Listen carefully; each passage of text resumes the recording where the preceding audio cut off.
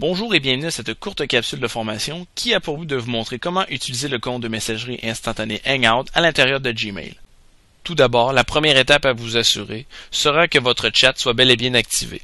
Par défaut, lors de la création d'un compte, il se peut que le chat soit activé, mais si ce n'est pas le cas et que vous n'avez aucune information affichée ici, vous aurez tout simplement besoin de l'activer.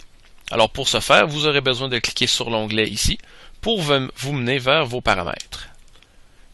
Dans cette liste d'options possibles, vous pourrez cliquer sur Chat et activer ou désactiver le chat. Dans le cas présent, nous devons nous assurer qu'activer le chat soit coché, ce qui nous affiche ces informations.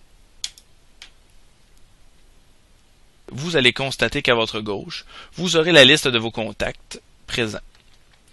Dans le bas de la fenêtre, vous allez également constater qu'il y aura divers icônes, dont vos contacts Hangout, les conversations Hangout et les appels téléphoniques. Aujourd'hui, nous allons principalement parler des contacts Hangout.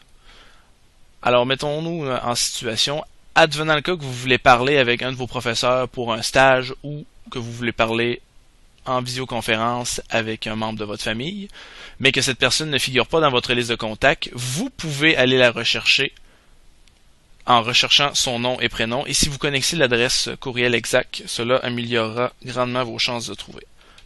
Advenant le cas que je rechercherai Jimmy Simon, vous voyez que tant que je n'aurai pas inscrit l'adresse au complet, il ne trouvera pas la personne. Et lorsque l'adresse sera entrée, vous aurez le choix d'ajouter au contact cette personne, ou vous allez pouvoir démarrer une conversation aussi également avec. Alors présentement, Jimmy ne figure déjà dans mes contacts, alors nous allons revenir à cette étape. Pour entrer en conversation vidéo avec cette personne, il y a plusieurs méthodes, dont celle-ci. Vous mettez le curseur sur le nom de la personne et vous allez voir que dans la fenêtre qui se rouvre, vous allez avoir la possibilité de démarrer un appel vidéo. Alors c'est la première méthode. La deuxième méthode est un peu le même principe que la première mais en raccourci. Vous cliquez sur le petit triangle à droite du nom de la personne et vous allez avoir également démarré un appel vidéo avec cette personne. La troisième méthode, qui est aussi simple que les deux premières, c'est que vous allez cliquer sur le nom de la personne que vous voulez contacter.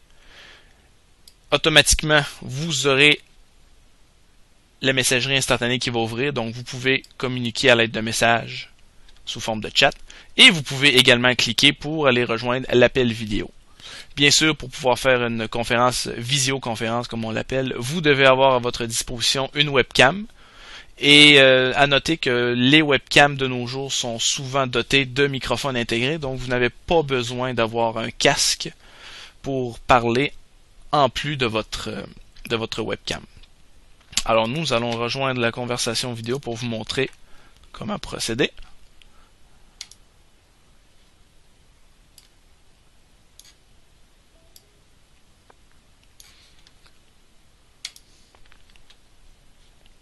Alors vous constatez que la fenêtre qui me rouvre est sous forme de fenêtre pop-up qui va s'ouvrir par-dessus votre fenêtre active.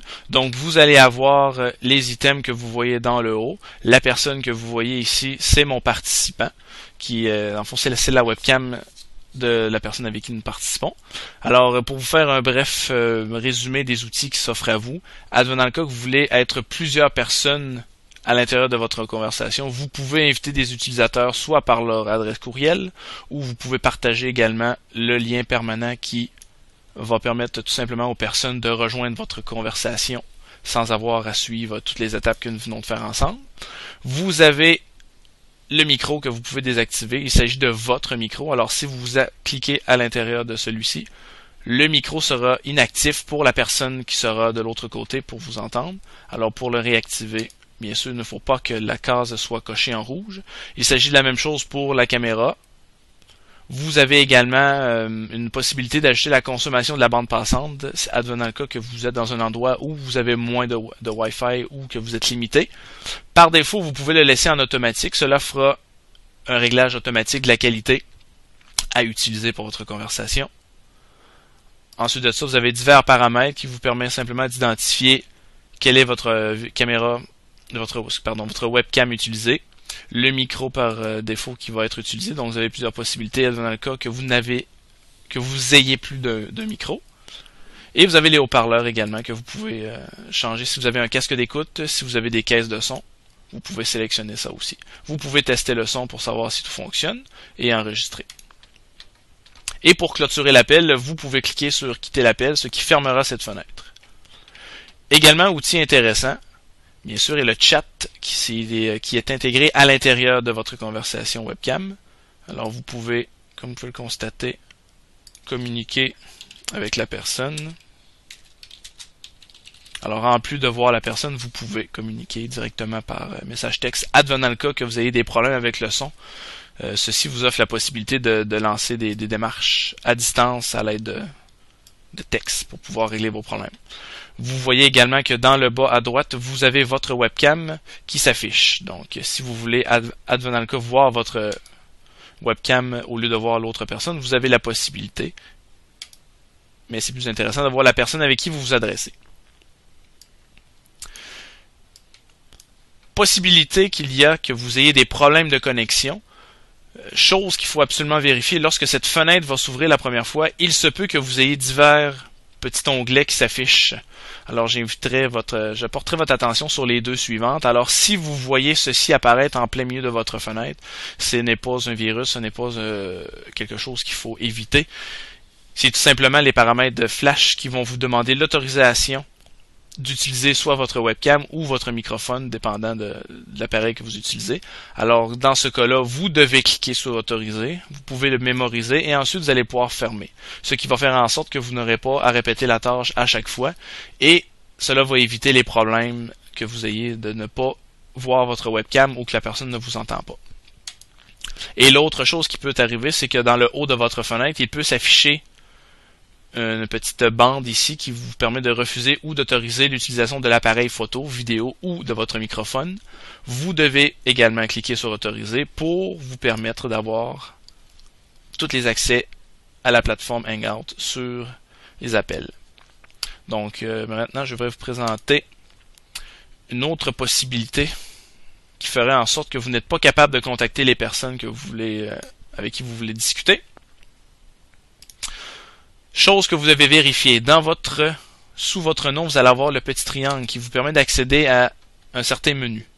J'inviterai à porter votre attention sur la personnalisation des paramètres d'invitation. Par défaut et sous recommandation, je vous suggère fortement de laisser le tout sur recommandation. Alors ce que ça va faire, c'est que tous les membres de votre cercle d'amis vont pouvoir vous contacter directement et advenant le cas qu'une personne procède avec le même processus que j'ai fait, d'inscrire votre adresse pour vous trouver et vous envoie une invitation. Cela va lui permettre de vous contacter, vous allez recevoir une invitation et vous allez pouvoir refuser ou accepter l'appel.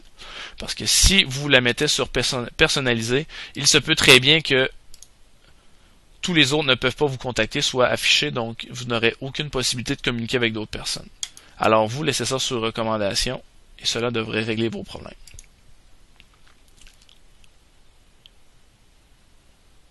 Et c'est ce qui met fin à cette capsule sur l'utilisation de la plateforme Hangout à l'intérieur de Gmail.